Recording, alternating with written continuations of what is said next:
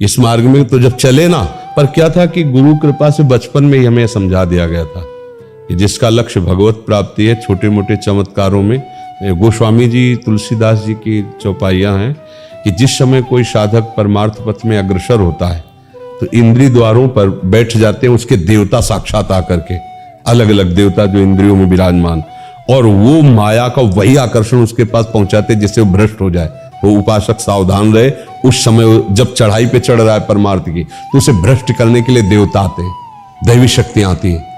इंद्री द्वार झरोखर नाना, बैठे देवता करि कर थाना, आवत देखें विषय बयारी तीर्थें देख, क्योंकि बहुत बड़ी विजय की तरफ चला है ना, तो गुरु कृपा पात्र ही इस बात को समझ पाता है।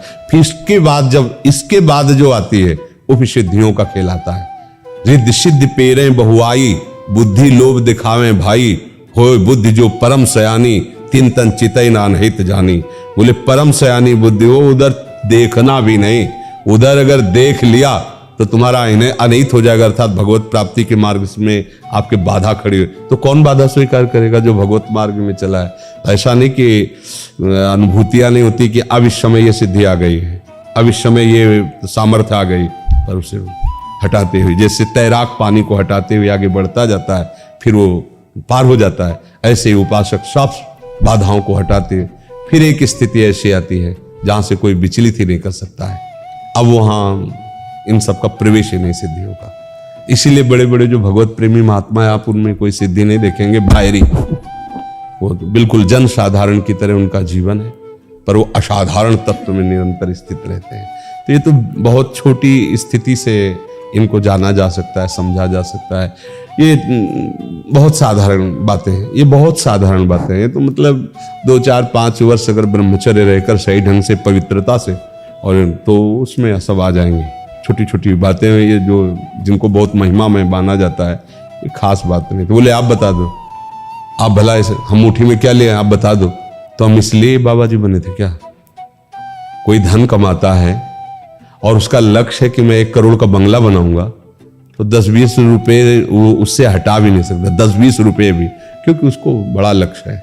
ऐसे ही हमारा भजन, हमारा सेवन भगवत प्राप्ति के लिए, ये जन्म हमारा इसलिए नहीं कि हम तुम्हें रिझावें। तो भाई मुट्ठी में जो था बाबा ने बता दिया, ए वाह वाह वाह, गया बाबा भी गया और तुम भी गए। क्या मिला? मिला क्या? तुम्हारा कल्याण हुआ क्या? तो बाबा का तो जो था वो चला गया और अभिमान ऊपर से आ गया। अभी एक दिन नहीं बताया था कि जल के ऊपर खड़ाओं से गंगा जी के ऊपर चले, और जो संत नाव में जा रहे हैं उनकी बेइज्जती की 4-5 उनके सेवक आते कि क्या तुम तपस्वी हो, क्या साधु हो, नाव में बैठ के चलते हो, देखो हम साधु पाधु। नाविक से पूछा भैया कै रुपया हुए? बोले 2 रुपया। 2 रुपया। जब फिर उनकी तरफ मुड़ के कहा, तुम उन गंगा जी पर पादुका पहन करके चले हो जिन गंगा जी को महादेव जी माथे पे धारण करते हैं। 2 रुपया में हम पार हो गए, तुम्हारी सारी तपस्या 2 रुपया के भी बराबर नहीं, नष्ट हो गए। तो ये जो चमत्कार है, प्रकाश है, ये कई तरह का होता है। एक होता है भगवत आराधना से, एक लिमिट है, बस उतनी आराधना, उसका वही उतना चमत्कार। एक होता है भूत प्रेतों की आराधना से, देव यक्ष गंधर्व यक्षिणी आदि सिद्ध कर लेना, उसे भी होता है।